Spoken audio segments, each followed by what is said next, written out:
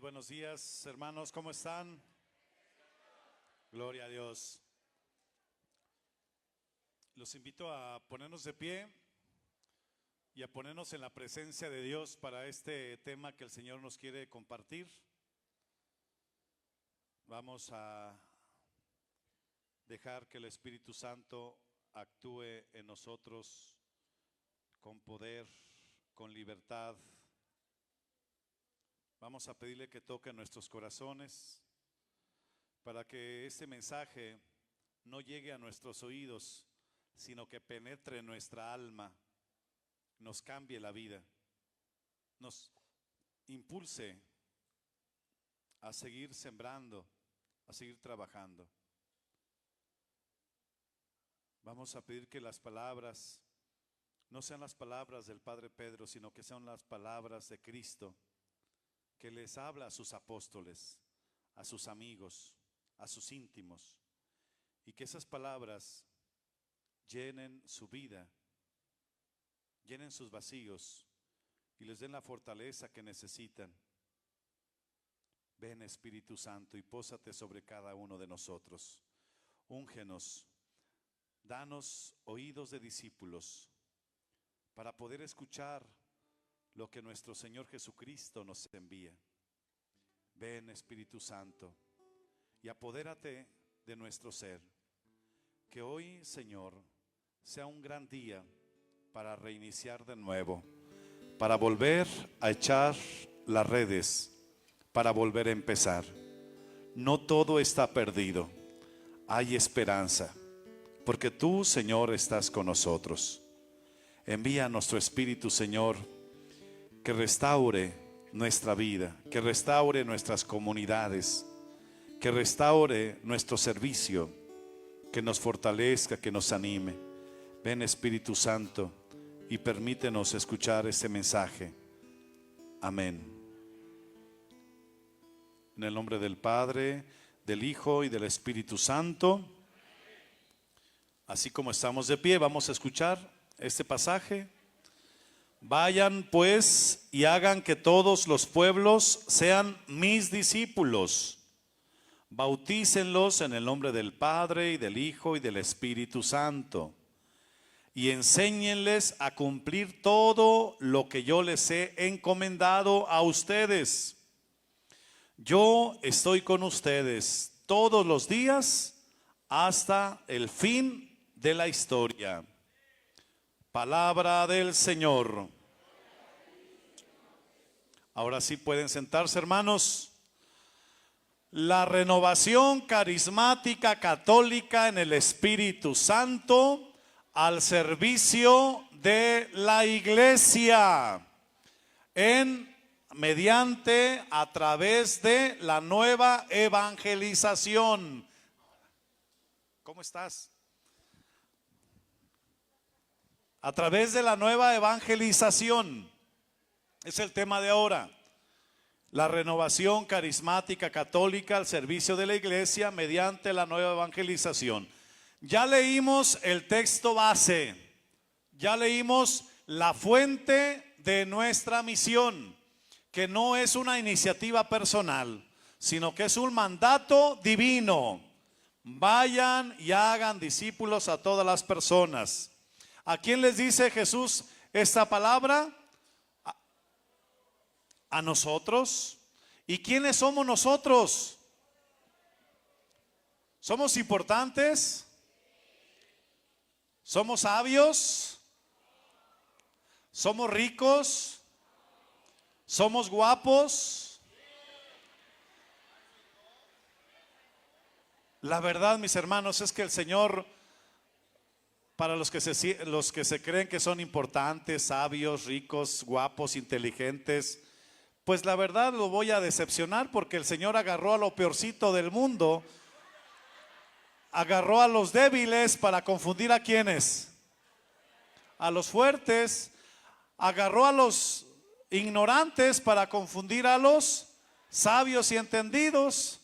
Entonces no estamos aquí la crema innata, pero sí estamos los que nos dejamos llevar y guiar por el Espíritu Santo. ¿Quiénes eran aquellos 12 apóstoles, mis hermanos?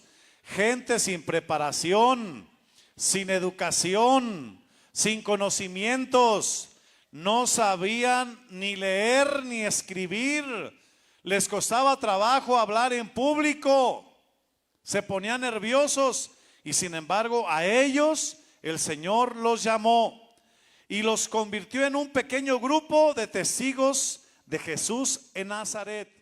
Y esa es la palabra clave. Ellos no fueron a la escuela de teología, ellos no fueron a la escuela de pastoral, ellos no fueron a la escuela de eclesiología, ni de historia de la iglesia, ni de la salvación. Pero ellos tenían algo que los demás, que sabían muchas cosas, no tenían. Ellos habían visto a Jesucristo con sus propios ojos resucitado, y eso los había convertido en testigos del resucitado. Porque al testigo no lo hacen los libros. Al testigo no lo hacen las predicaciones. Al testigo lo hace el encuentro con Cristo vivo y resucitado. Aquí no estamos los más sabios, ni los más entendidos, ni los más preparados, pero sí estamos los que hemos visto al Señor resucitado en nuestra vida. Eso que nos habían platicado antes o que habíamos leído en los libros de historia, por fin nosotros nos encontramos con Él en aquel glorioso día del seminario de vida en el Espíritu, en donde dejamos de ser espectadores para convertirnos en testigos del resucitado. Y ese día cambió nuestra vida. Y nosotros por eso no predicamos con conocimientos intelectuales, no, predicamos, bueno, que también son buenos, pero predicamos con la experiencia.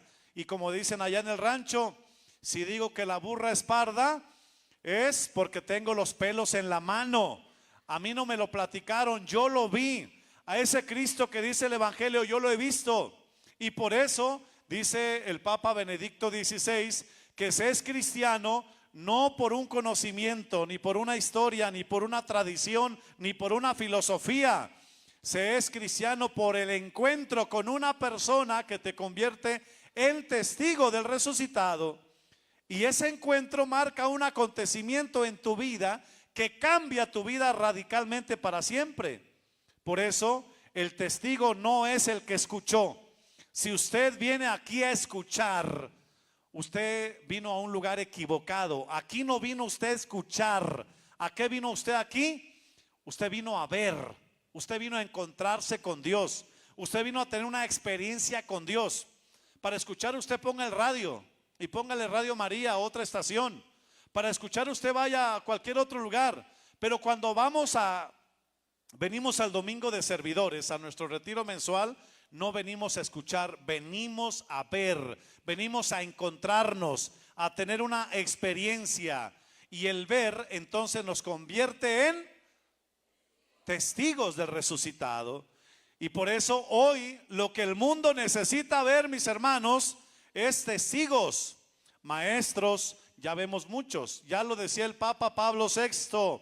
Hoy el mundo tiene más necesidad de testigos que de maestros.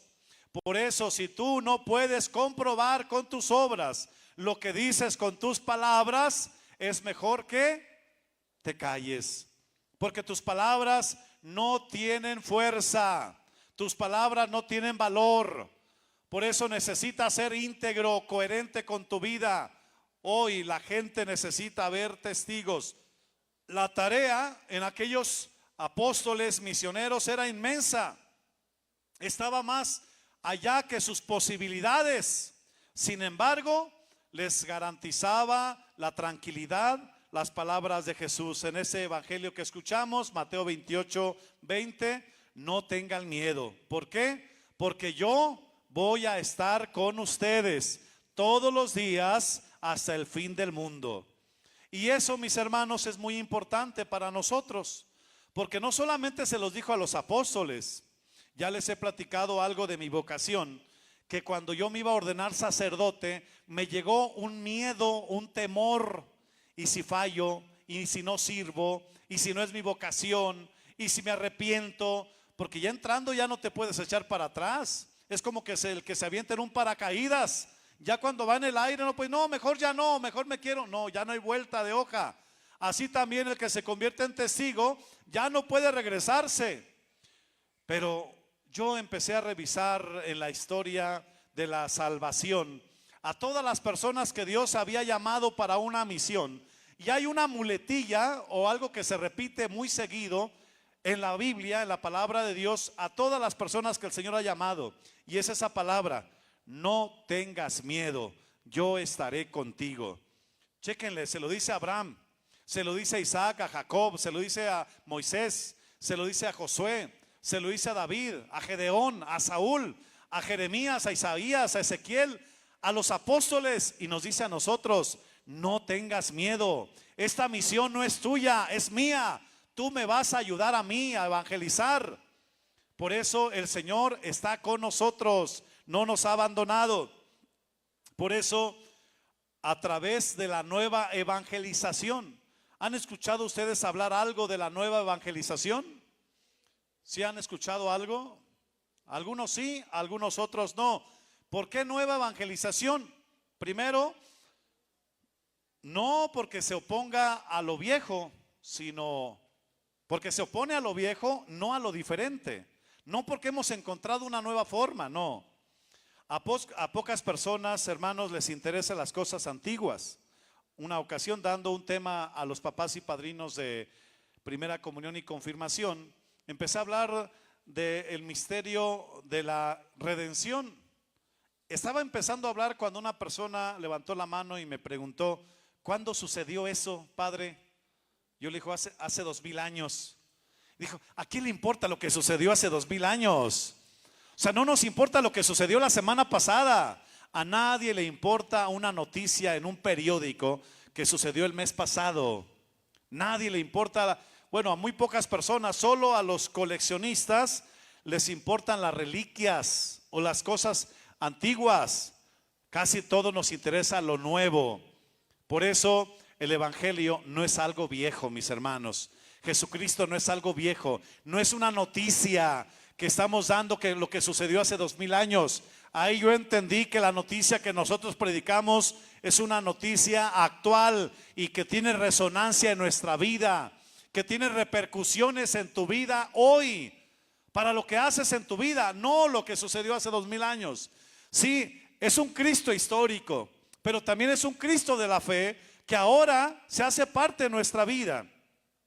Por eso yo les pregunto a ustedes: ¿a los cuántos años se hace uno viejo? Yo cuando tenía 10 años, yo veía a los de 20, los veía ya viejos. Pero ahora que tengo 20, veo a los de 30 y los veo viejos. Y les aseguro que los que tienen 30 ven a los de 50 ya como viejitos, ¿a poco no? Y los que tienen 50 se sienten jóvenes, ¿sí o no? Pero ven a los de 70, dicen, ya, eso ya están bien amolados, ya están bien acabados. Y los que tienen 70 y se sienten jóvenes, ven a los de 90 y dicen: ay, mira nomás cómo está ya de viejito. Y pensar que para allá vamos.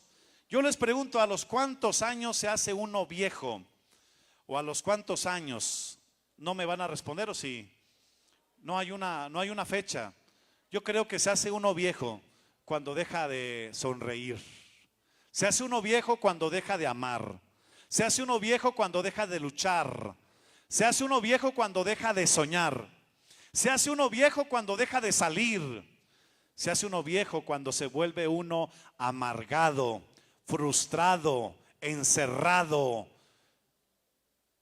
cascarrabias. Ahí te estás haciendo viejo. ¿Y aquí hay muchos viejos o no hay? Hay uno que otro. Por eso, mis hermanos, yo les pregunto: ¿cuándo la evangelización se hizo vieja? ¿O cuándo la renovación carismática, porque es el tema, la renovación carismática al servicio de la iglesia mediante la nueva evangelización? Yo he escuchado hablar mucho de las glorias de la renovación carismática cuando llenaban estadios, cuando llenaban Plaza de Toro Nuevo Progreso, y un auge, un apogeo en la renovación. Y cuando la renovación se empezó a hacer vieja, cuando la renovación empezó de soñar, de luchar, de amar, de sonreír, de salir. Eso es peligroso. Yo creo que uno se hace viejo cuando se arrutina. Uno se hace viejo cuando deja de estremecerse. Uno se hace viejo cuando deja de amar, cuando deja de luchar. Uno se hace viejo cuando deja de trabajar. Uno se hace viejo cuando se la pasa nada más hablando de sus memorias. Como los viejitos, ¿verdad? Siempre la misma historia.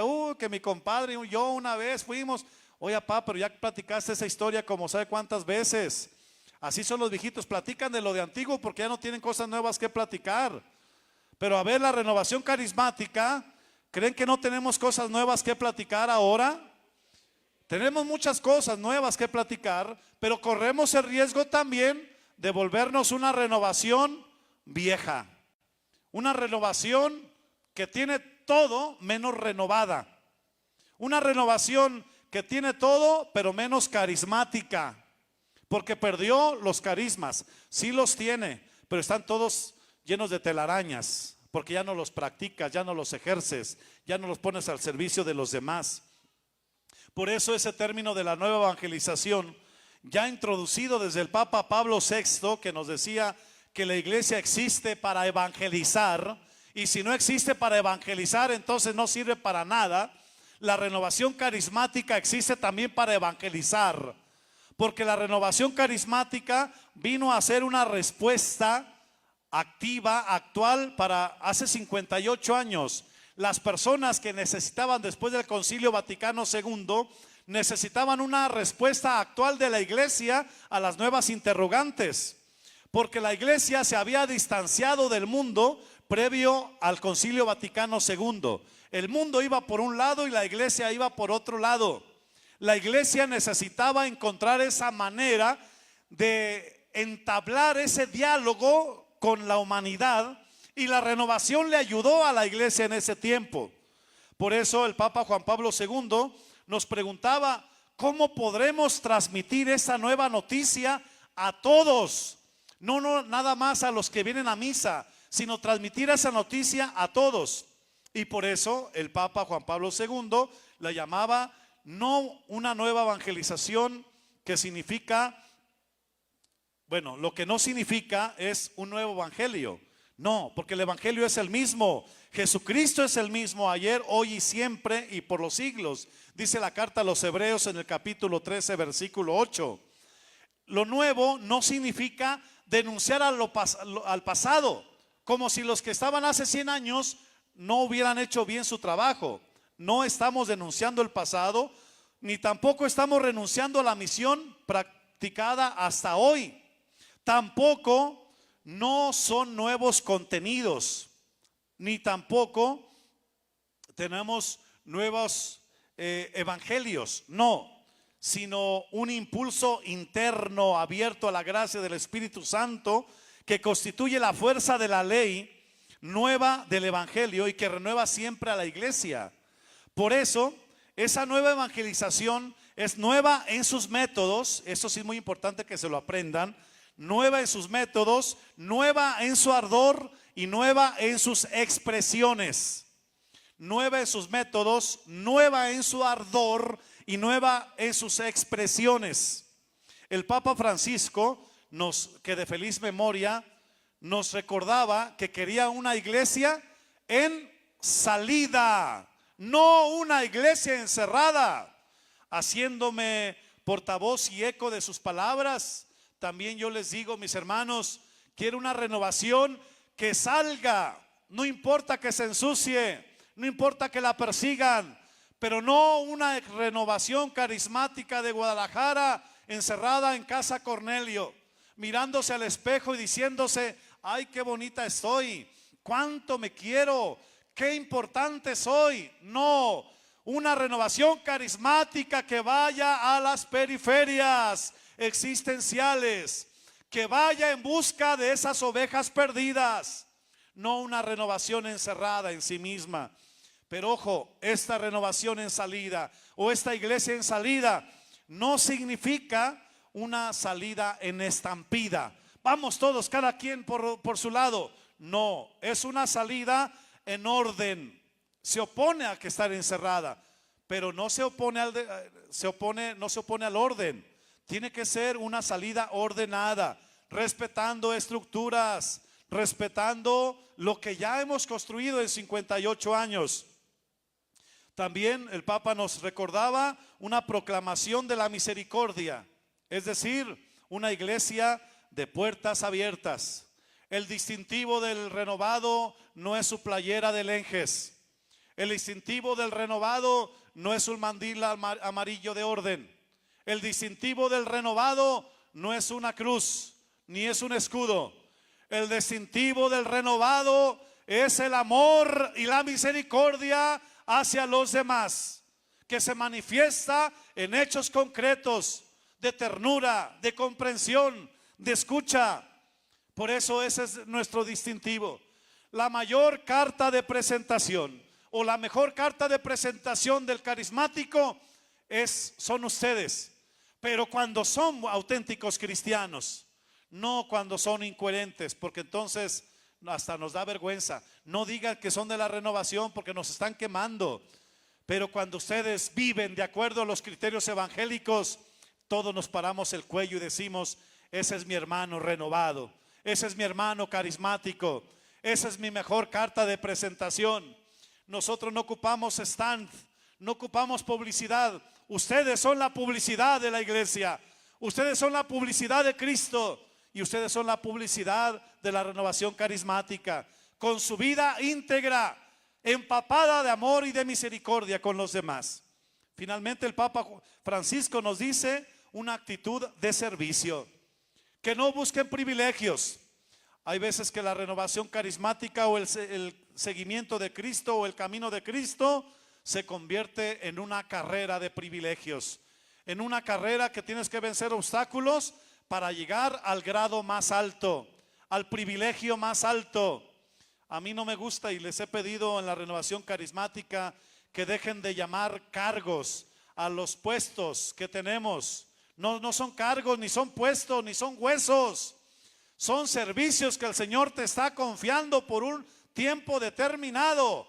Pero entiéndelo, no es un privilegio. Es un privilegio servir al Señor, pero no es para que te sientes en una silla como en un trono y desde ahí mandes.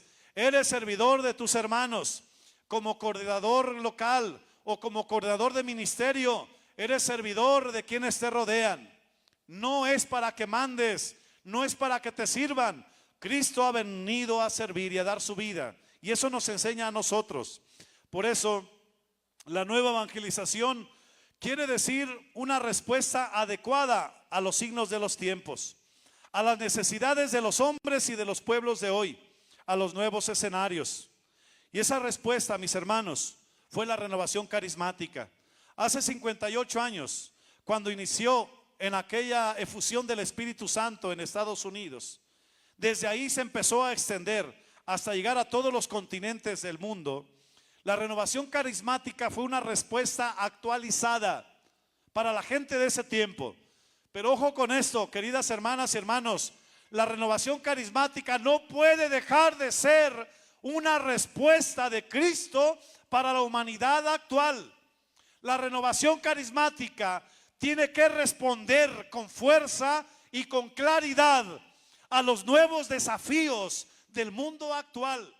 Mucha gente está buscando una respuesta en Cristo, en la iglesia, y la renovación carismática, como servidora de la iglesia mediante la nueva evangelización, tiene que ser una respuesta joven y fresca. No podemos decir: es que hace 50 años llenamos el Estadio Jalisco, es que hace 45 años llenábamos el 3 de marzo. No, ahora, ¿qué estamos haciendo ahora? Hay que ponernos a trabajar y hay que dar respuesta a las preguntas que la humanidad está haciendo a Cristo en la iglesia. Por eso la nueva evangelización significa promover una cultura más profundamente enraizada en el evangelio, que nos convierte en hombres nuevos gracias al Espíritu Santo. Por eso, hermanos, cuando vivimos nuestro seminario de vida en el Espíritu, experimentamos ustedes y yo una renovación interior. Y esa renovación interior nos hizo miembros más activos de la iglesia. Amén. Nos involucró a la iglesia.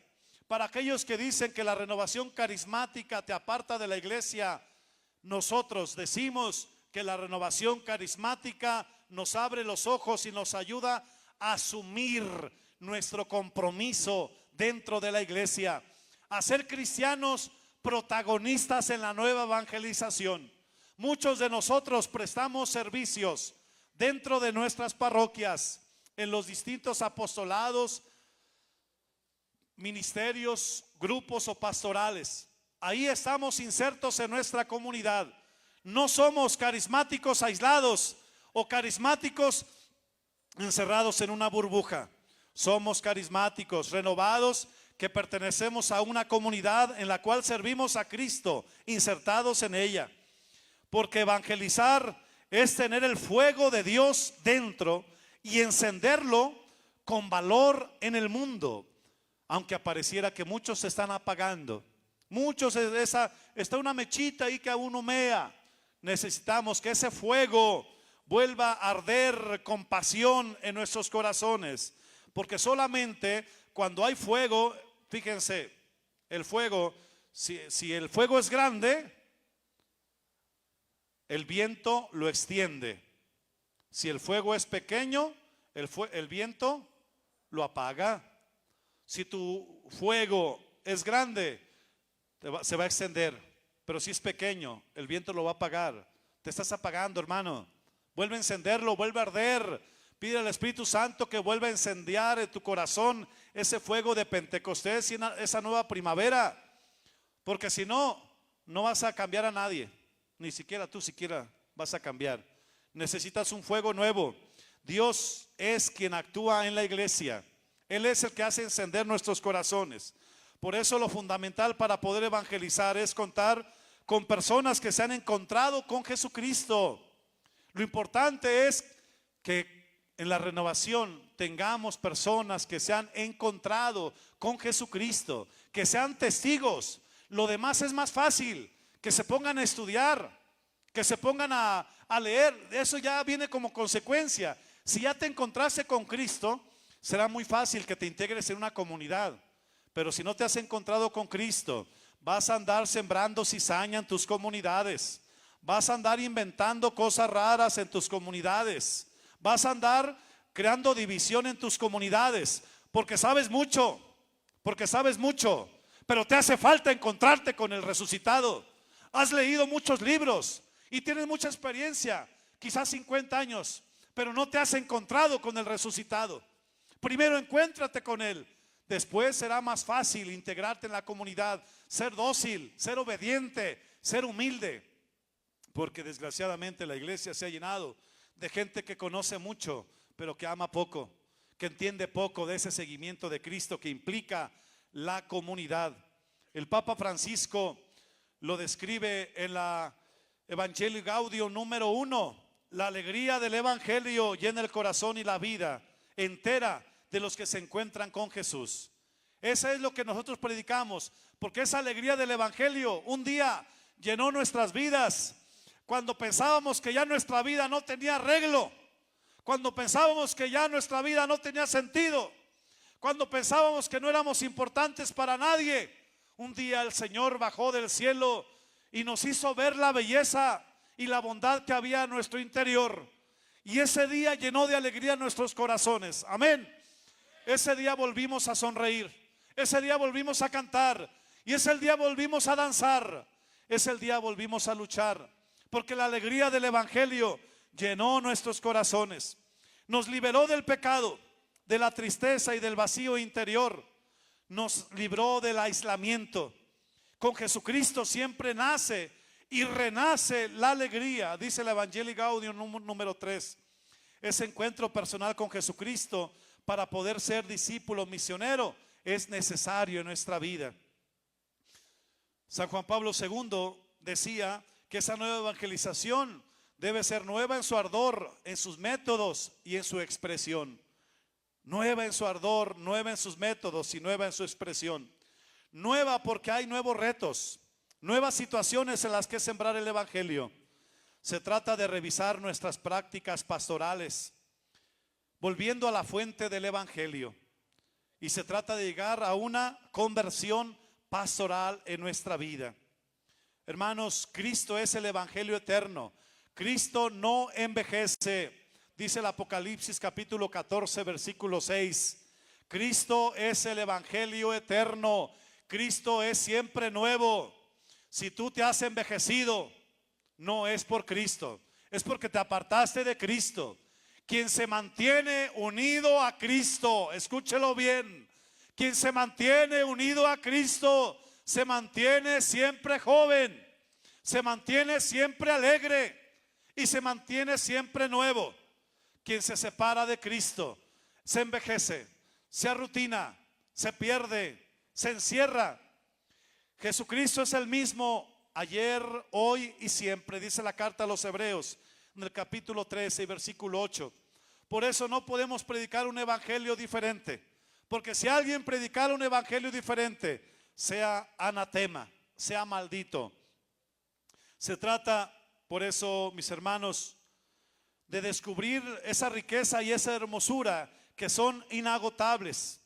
Jesucristo y su evangelio es siempre joven y fuerte, no se envejece. San Irineo decía que Cristo en su venida ha traído consigo toda novedad. La propuesta cristiana nunca envejece. El evangelio y la predicación del evangelio jamás podrá ser una noticia del pasado. Jamás podrá ser una noticia que no tiene resonancia en la vida de las personas ahora. Cristo también puede romper esos esquemas aburridos en los que hemos metido el evangelio. Sorprende con su constante creatividad divina.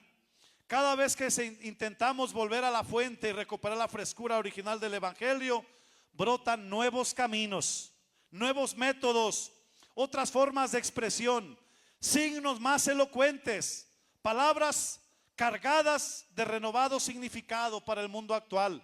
Y ustedes lo han experimentado cuando les ha tocado predicar, cuando les ha tocado servir, que el Señor les sorprende y dice: yo creí que este texto ya lo había masticado muy bien, nunca me había puesto yo a pensar en esta palabra nueva que hoy el Señor me está diciendo a mí. Y empiezas con un nuevo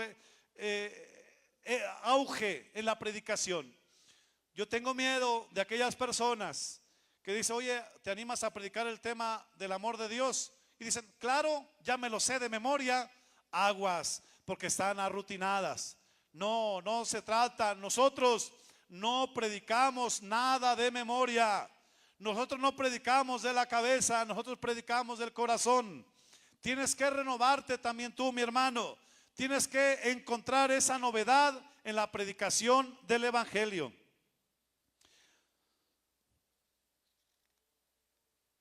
El objetivo de la evangelización es permitir que cada hombre debe entrar en contacto con Cristo.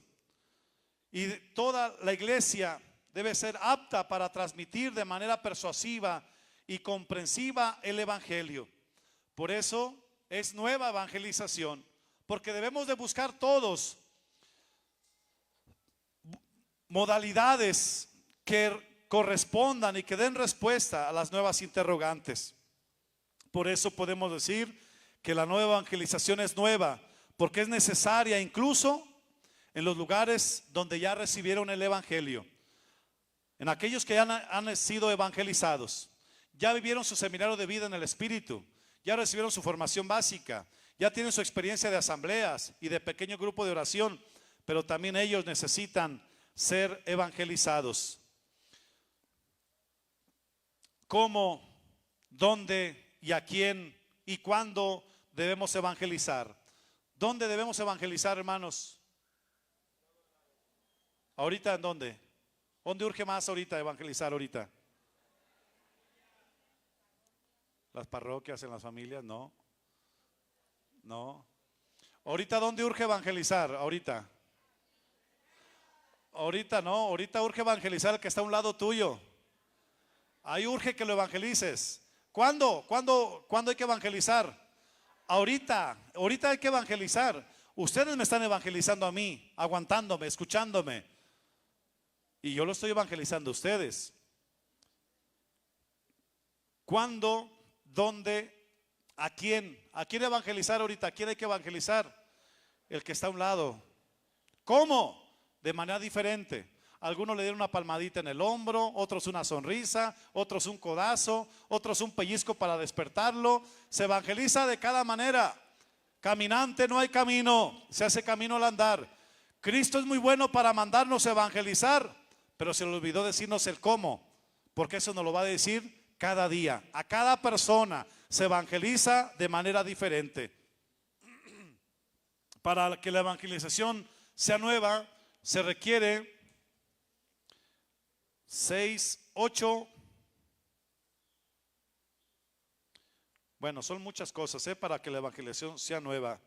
Por lo menos 13 cosas para que la evangelización sea nueva y la evangelización no quede en el pasado. Número 1, una nueva experiencia del amor de Dios que haga arder el corazón. Eso se nota, mis hermanos. Una persona que arde su corazón se nota porque se ha encontrado con el amor de Dios. Que así como los discípulos de Emaús se decían unos a otros, ¿te acuerdas cómo ardía nuestro corazón cuando el Señor nos hablaba? De esos cristianos queremos. Para que sea nueva evangelización necesitamos que los cristianos ardan en el amor de Dios. Amén. Pregúntele a que está a un lado de ustedes si arde en su corazón el amor de Dios. Pregúntele, ¿arde el amor de Dios en tu corazón? ¿Qué les dijo? ¿Que sí o que no? ¿Que sí? Pues entonces dígale, avísale a tu cara, entonces, que se note tu cara. Número 2, ser derribados como San Pablo en una metanoia, una renovación de la mente y del corazón. Derribados de tu soberbia, de tu comodidad, de tu confort. Cáete de ahí. El reino de Dios es de los caídos, de esa soberbia y de los que empiezan con humildad. Número 3, una efusión fuerte y poderosa del Espíritu Santo. Fíjense bien en esto, que sea viento huracanado y no aire acondicionado.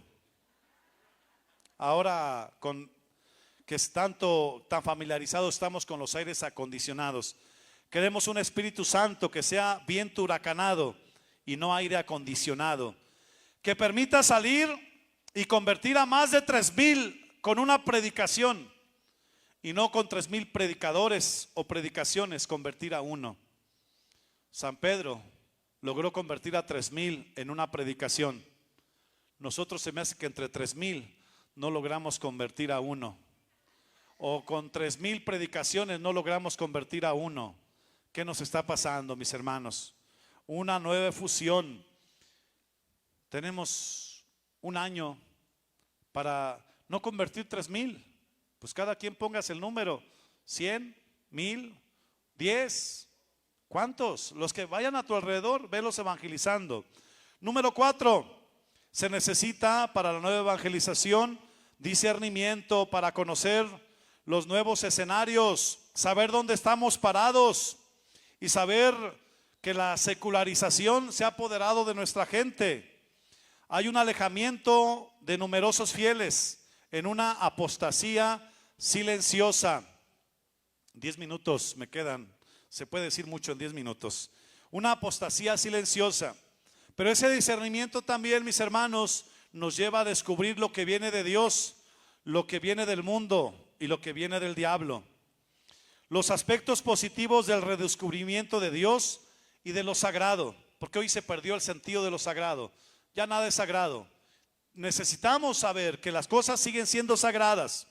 Ese proceso no está en nuestras manos, sino en las manos de Dios, que guía la historia a través de su Espíritu Santo.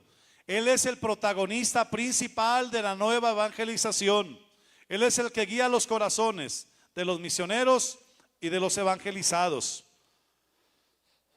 Número 5, para que la evangelización sea nueva, se necesita una evangelización cristocéntrica. Escúchelo bien, una evangelización cristocéntrica. en donde Cristo sea el centro, con un solo evangelio. No andar predicando cosas raras. Nosotros anunciamos el mensaje querigmático, que es el anuncio del nombre y la persona de Cristo. No hay otro nombre dado a los hombres por medio del cual podemos ser salvados, dice la palabra de Dios. Es el nombre que está sobre todo nombre, el nombre por el que todo aquel lo invoque se salvará, el nombre ante quien toda rodilla se dobla, en el cielo y en la tierra. Es el único que derramó su sangre por nosotros, el que entregó su vida para salvarnos. Hay que predicar a Jesucristo. Déjate a un lado tus opiniones o tus filosofías o tus ideas, eso no nos importa. Predica a Jesucristo, es el centro. Aunque viniera de los mismos ángeles, si alguien predicara un evangelio diferente, que sea anatema. Muchos jóvenes de hoy no quieren acercarse a la iglesia porque ven en ella una estructura anticuada y moralista. Sienten que nuestra iglesia no habla su idioma y mucho menos transmite el mensaje de manera atractiva y coherente. Muchos grandes santos que supieron atraer de manera nueva a los incrédulos nos dan ejemplo ahora, pero predicando a Jesucristo, no haciendo cosas raras, ni cambiando nada al evangelio, solamente predicando a Jesucristo con su testimonio. Eso ocupa el primer lugar. Número 6, nuestra evangelización, para que sea nueva, tiene que ser querigmática, ungida, pero un querigma ungido. La nueva evangelización debe ser querigmática, es decir, un anuncio de la buena nueva, una buena noticia. Anunciar un tiempo de kairos, de gracia para todos. Esa evangelización querigmática es la respuesta a la gente de ahora. Mira, ahora yo no sé el problema que traigas tú con tu familia, en tu trabajo, con tus hijos, pero yo tengo la respuesta. Para ese problema yo tengo la respuesta, y la respuesta se llama Jesucristo. Ese es el querigma, la respuesta actual y efectiva para cada persona. No se trata de hacer solamente catequesis sobre el querigma, sino presentar con dinamis el poder del Espíritu Santo y esa parresía, ese poder de la palabra o del anuncio de la salvación, de modo que el que lo oiga entienda y el que no ve, que vea. Por eso, cuando me preguntan a mí, ¿cómo le hace para que la predicación sea efectiva? Yo digo, para predicar primero tienes que hacer que te entiendan. Evita palabras rebuznantes o palabras refuscadas. Habla de manera sencilla, que te entiendan. Predica que la gente te entienda. Primero entiéndete tú, porque a veces que nosotros nos entendemos. Por eso, en este querigma, pues ya debemos de presentar esa nueva evangelización, el amor de Dios, el pecado, la salvación, la fe, la conversión, Jesús Señor de mi vida, la promesa del Padre, los frutos, la comunidad, etcétera. Pero además, número 7, además de ser una predicación querigmática, también debe ser una predicación carismática. Esa palabra, los voy a pantallar con esa palabra porque no la habían escuchado, sí. Carismática, ¿qué significa? Significa que no solamente debe presentarse con palabras, sino con hechos, con manifestaciones de milagros, con curaciones, con dones, carismas y frutos del Espíritu Santo. Hace unos años pregunté a las personas que formaban un grupo en una parroquia que si creían que hoy, después de 2000 años, Dios seguía haciendo los milagros que hacía hace 2000 años en su Hijo Jesucristo. ¿Qué opinaban? Al principio dudaron, ya como que llegaron a un consenso y todos dijeron, no, ya no suceden esos milagros que pasaban antes. Y yo pregunto, ¿por qué no suceden esos milagros? Por culpa de ustedes, porque no tienen fe. Ahí están los milagros rezagados, atorados, queriendo salir, pero por falta de fe. mi pueblo se pierde por falta de fe, por ignorancia, porque no tiene su fe puesta en Dios. Y si no creemos en Dios, no vamos a creer en los milagros. Los milagros deben de existir. Hace 2 días fui a ungir a un niño que ya estaban a punto de intubarlo, ya no había mucho que hacer, y en la unción su saturación iba disminuyendo, llegó a 50 la saturación. Después de la unción, después de orar por él, imponerle las manos, invocar al Espíritu Santo sobre él, sin ninguna otra intervención, curiosamente y milagrosamente, ante la sorpresa de la familia y mía también, la saturación empezó a subir.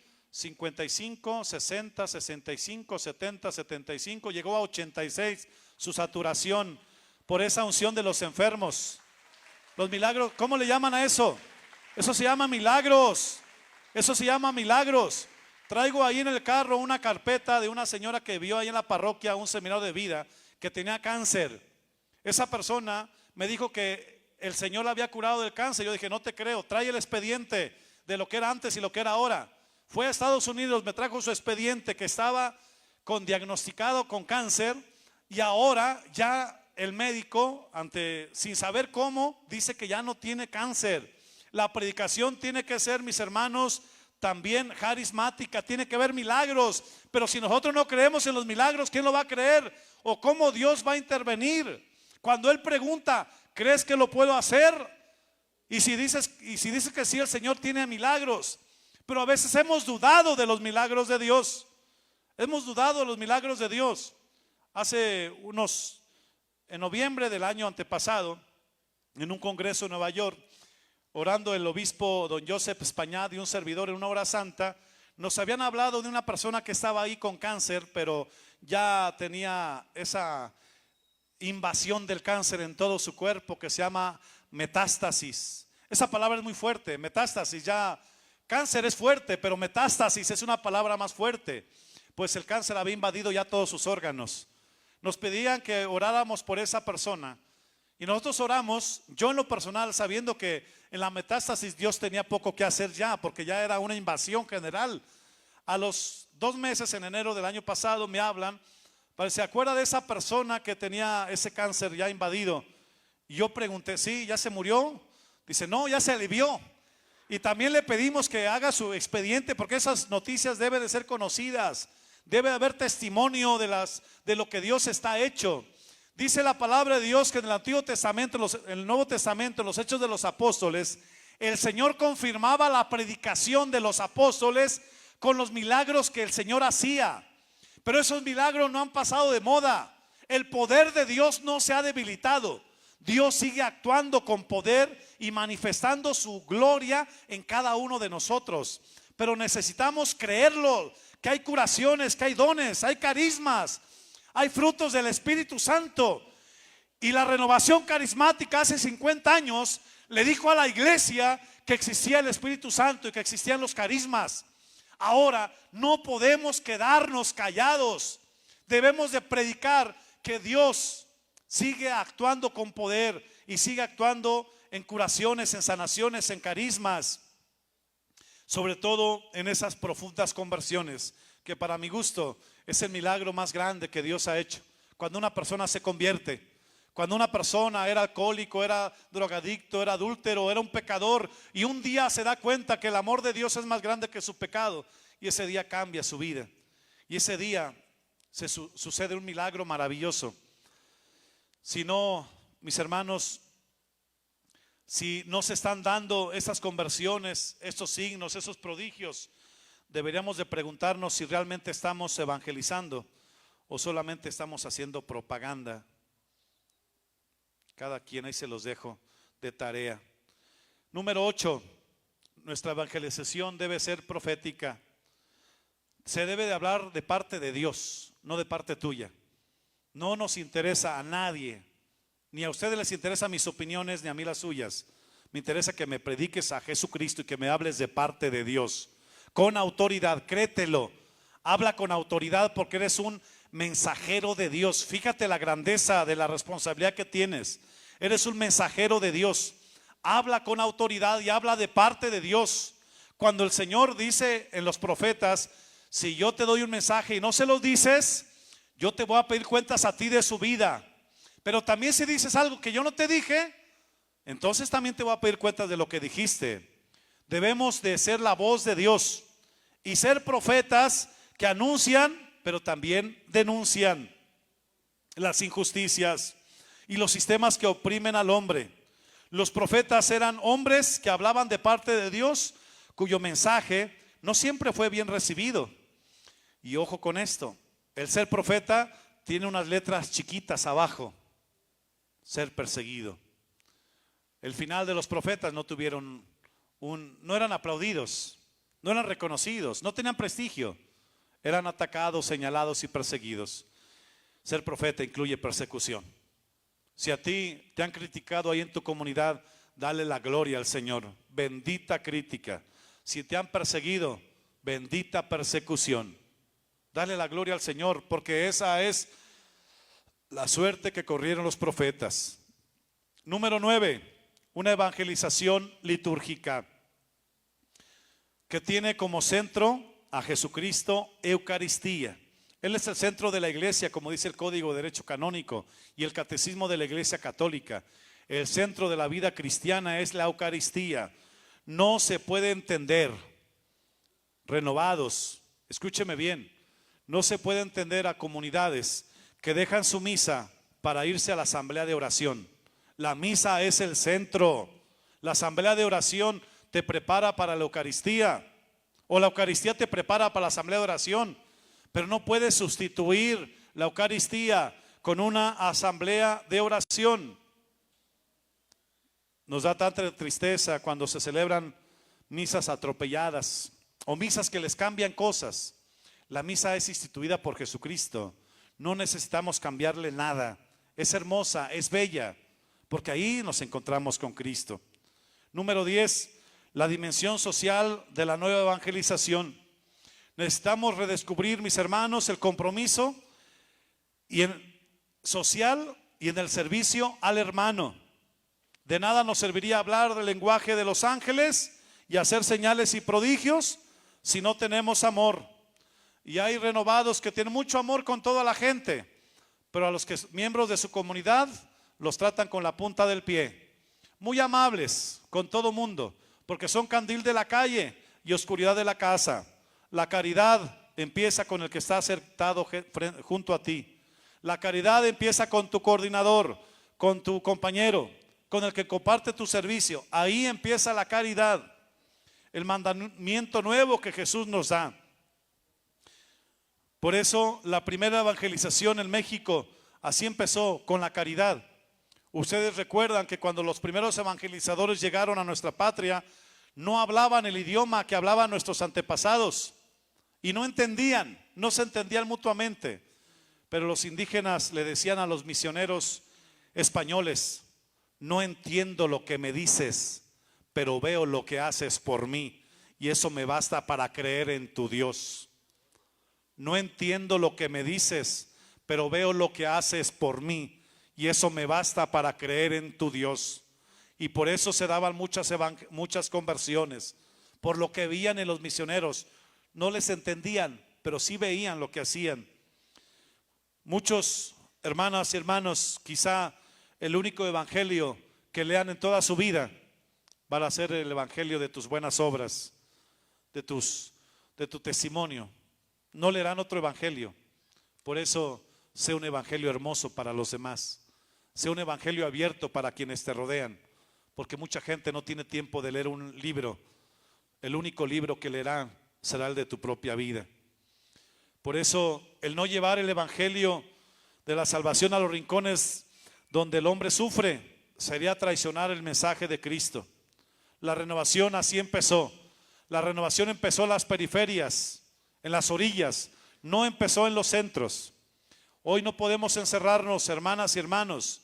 Necesitamos salir como renovación a los hospitales, a las cárceles, a los leprosarios, a los albergues, a las escuelas, a los sindicatos. Necesitamos caminar con esas madres buscadoras. La renovación tiene que hacerse presente en los nuevos retos que plantea hoy la humanidad. La renovación no puede quedarse encerrada en las parroquias. No puede pescar en pecera. Necesitamos salir y echar el anzuelo a otros lados. El número 11, precisamente, ¿cuántos minutos me faltan? ¿Ya casi? ¿Ya se acabó? Bueno, me faltan poquitos puntos. Echar la red del otro lado. Hermanos, cambiar las estrategias. Hacer las cosas de forma distinta a las que hemos venido haciendo hasta la fecha. Si siempre siembras lo mismo, siempre vas a cosechar lo mismo. Los apóstoles lavaban ya sus redes y estaban cansados, pues no habían pescado nada. Quizá porque siempre echaban las redes al mismo lado, hasta que Jesús les dijo: echen la red del otro lado.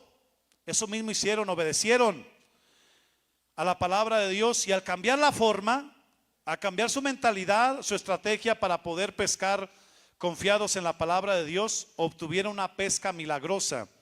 Cambia de estrategia, echa la red al otro lado. Si tenemos los mismos resultados de siempre, ¿será acaso porque estamos usando los mismos métodos y estrategias de siempre?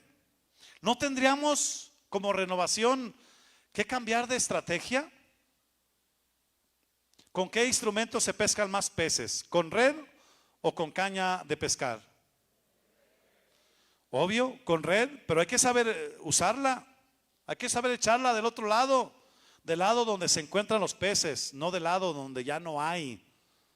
Ya en las parroquias ya no hay peces, están en pecera, ya todos pescados. Vámonos a las orillas, vámonos a pescar. Número 12, algo muy doloroso que les voy a decir: tirar los peces malos. Tirar los peces malos. La palabra de Dios nos dice que después de la pesca milagrosa, los discípulos se pusieron a escoger los peces, y dejando los buenos y desecharon los malos. ¿Qué significa esto? ¿Se acuerdan a Jesús cuántos hombres había cuando multiplicó los 5,000, ya les dije, los 5 panes? 5,000 panes entre 5 hombres. 5 panes entre 5,000 hombres. ¿Se acuerdan? Bueno, ya. ¿Se acuerdan cuántos mandó a predicar cuando fueron a predicar? 72. ¿Se acuerdan cuántos llamó como apóstoles? ¿Se acuerdan cuántos estaban con él en la oración de los olivos? ¿Se acuerdan cuántos estaban con él en la cruz? 1, nada más 1. Muchos son los llamados y pocos los escogidos. Es una ley del llamado, tranquilo. Tú no estás tirando nada, no estás corriendo a nadie. En la pesca milagrosa hay malos.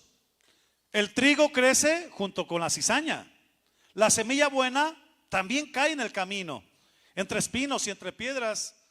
E incluso la que cae en tierra buena, no toda da la misma tierra.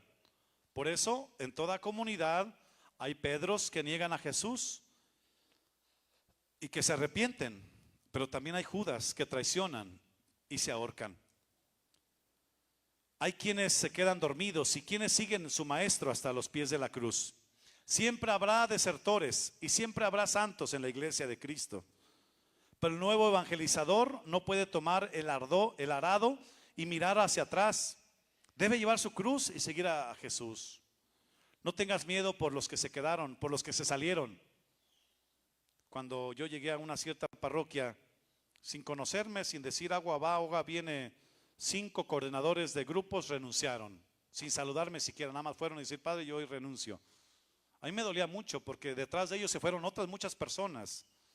Y en la primera semana, o menos de la primera semana, los 2-3 días, un gran porcentaje de los agentes de pastoral ya se habían ido de la parroquia, sin poder siquiera saludarlos, presentarme ni siquiera. En mi aflicción, yo fui con mis compañeros sacerdotes y les platiqué cómo me sentía frustrado, culpable, yo, que estoy haciendo malo. Me llamó la atención la respuesta de uno de ellos que me dice: es parte de la transformación de tu parroquia, tienen que tirar los peces malos. No te preocupes, a veces tienen que salirse algunos para que entren más. Eran palabras proféticas, porque la iglesia ha crecido. No sé si por gracias a que salieron ellos, pero sí ha crecido. No sé si ellos sean el obstáculo o no, pero no te puedes quedar. Mira, ay, es que ese es el... No, no, no. Quédate, trabaja con los que se quedaron. Si se fueron, que se fueran, que les vaya bien. Hay la que venga, muy bienvenida. Y si quiere irse, nomás se va. Ya vendrán otros, otras y otras. Por eso, mis hermanos, trabaja con los que están. No te mortifiques por los que se fueron. Échale ganas. Haz lo que humanamente te toca hacer a ti, confiando en Dios. No dejes de hacer lo que te toca hacer para agradar a unos pocos. No, tú obedece a tu conciencia. Número 13, el vino nuevo en odres nuevos. Una nueva evangelización debe caber en un corazón y una mente nueva. Si no, no se dará. Una conversión tibia no es una conversión. Jesús no resucitó un poco. Jesús resucitó todo. No puedes convertirte a la mitad. Desechar el vino viejo que se hizo vinagre y cambiar los odres viejos que corren el peligro de reventar con el vino nuevo de la salvación. El mundo de hoy necesita testigos y no solamente maestros. Es porque está pidiendo que la nueva evangelización se lleve a cabo desde el testimonio y no solo desde las palabras. Está pidiendo que la iglesia de Cristo y que la renovación carismática sea testigo de Cristo resucitado. Una iglesia donde la civilización del amor sea signo evidente del resucitado. ¿Cómo? Ya que eso ya nada más se lo leo, ya no voy a decir nada. Primero, un convencido convence. Deja de fingir, deja de aparentar, deja de simular. Convéncete de lo que eres. Ponte la camiseta y póntela bien puesta. Un convencido convence. Número 2, no protagonismos. El único protagonista es el Espíritu Santo. Tú sé humilde. Hay personas que viven de acuerdo al número de likes en sus redes sociales. Si tienen muchos likes, son famosos y entonces todo va bien. Si tiene pocos likes, entonces fracasaron. No, el protagonista es el Espíritu Santo. Tú sé humilde. Número 3, sentido de iglesia. Tener un micrófono es una bendición, pero también es una tentación. Ya ven que ya no lo quiere uno soltar, ¿verdad? Es una tentación. La iglesia ya existía desde antes. Yo no la estoy inventando. Soy servidor de la iglesia. Mis opiniones solo son opiniones. Número 4, sentido de pertenencia y tener una comunidad real. Requisito para predicar, siempre que viene una persona a predicar o que va a predicar en un seminario o algo, ¿puede venir a predicar fulano? Siempre digo, ¿está en comunidad? Sí, que esté en comunidad, pero también en su comunidad que haga equipo. Hay personas que son cizañosas en las comunidades. Hay personas que son iluminadas, que tienen un montón de mensajes. ¿Cómo sé yo si ese mensaje viene de Dios o viene del hombre? Si está en comunidad, si está en comunidad. Esa persona ni va a misa, ni comulga, ni va a la asamblea, ni va al pequeño grupo de oración, pero allá le dio el Señor un mensaje. Está como raro. Eso no es coherente. No es coherente. Eso no viene de Dios, no viene del Espíritu Santo. Eso viene de la carne. Y lo que nace de la carne es carne, y lo que nace del Espíritu es espíritu. O a lo mejor hasta vendrá del demonio, no sé. Pero tengan cuidado con eso. Intégrate a tu comunidad, vive en tu comunidad. Hay personas que tienen su comunidad y andan haciendo por allá otras comunidades aparte. O hay personas que tienen su comunidad, pero andan organizando allá eventos o congresos o retiros aparte. ¿Por qué no lo organizas con tu comunidad? ¿Por qué no haces equipo con tu comunidad?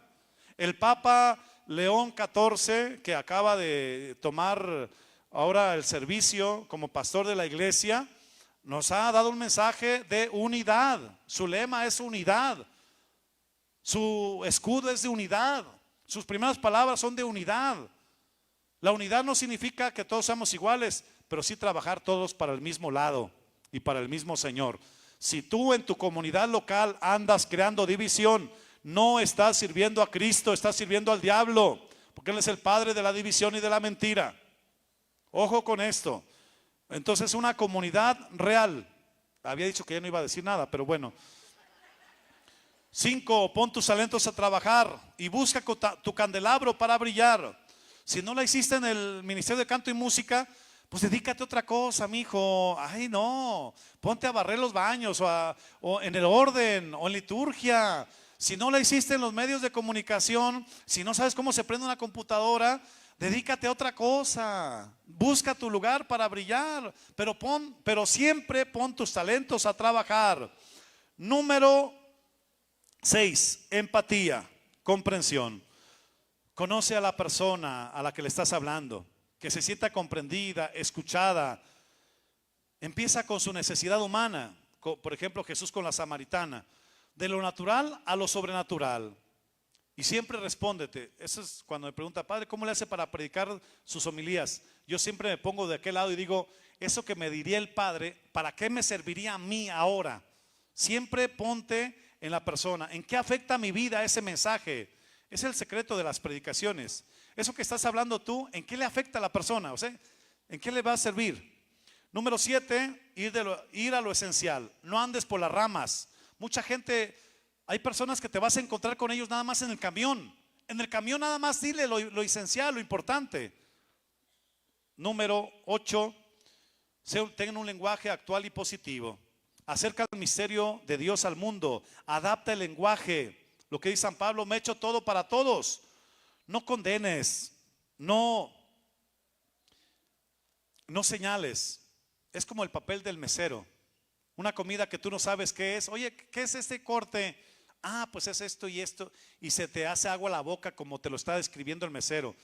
Ese es nuestro papel. Hacer apetecible el evangelio. Concéntrate en lo bueno. Aporta lo que puedas.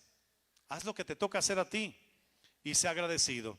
Nunca dejes de conmoverte, de disfrutar, de agradecer, de gozarte en la presencia de Dios. Ahora sí, muchas gracias. Ya vamos a prepararnos para la misa.